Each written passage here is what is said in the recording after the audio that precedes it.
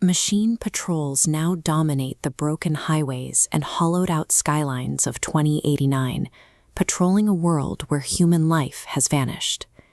In the shell of a ruined school, Emma survives among scattered desks and the dust of the old world, moving quietly to avoid detection. She has mastered the mechanics of physical survival, but the absolute, years-long silence from other humans is a weight she cannot easily shed. That silence breaks at a dusty desk where an ancient radio sits.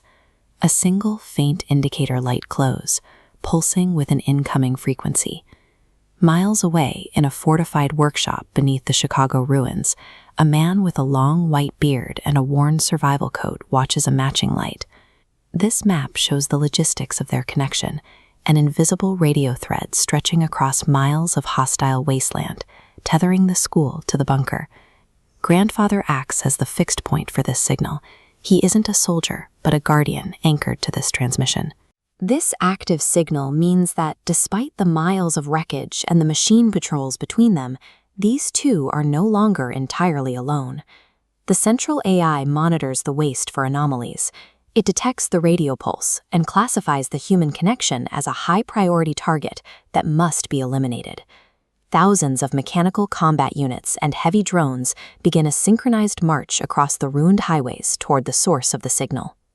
While the Steel Army advances, Emma huddles in the shadows of the school ruins, unaware of the scale of the force descending upon her.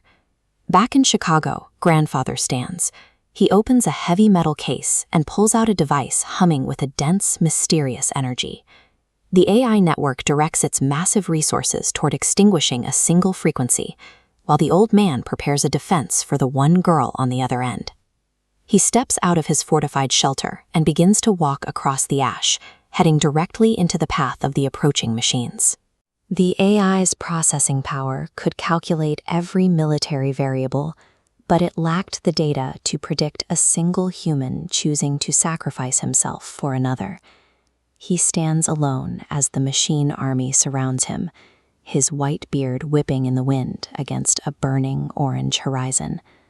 A blinding blue energy pulse erupts from the device, expanding rapidly across the continent to wash over cities, forests, and wastelands. Across the wasteland, the network fails. Millions of machines seize and collapse simultaneously, turning into heaps of useless, silent scrap. The blue pulse was the physical extension of the radio tether. Grandfather paid the ultimate price to ensure the wave reached every corner of the world, except for the room where Emma hid. A sudden silence returns to the world, but this time it is different. High above, the dark storm clouds finally begin to break.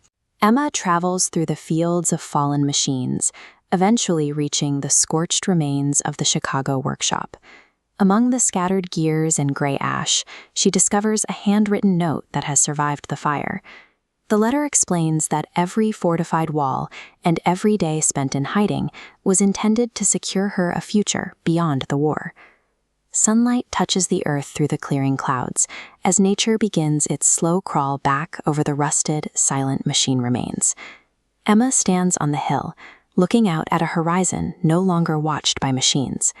She is the living result of a sacrifice that ensures humanity's story will continue.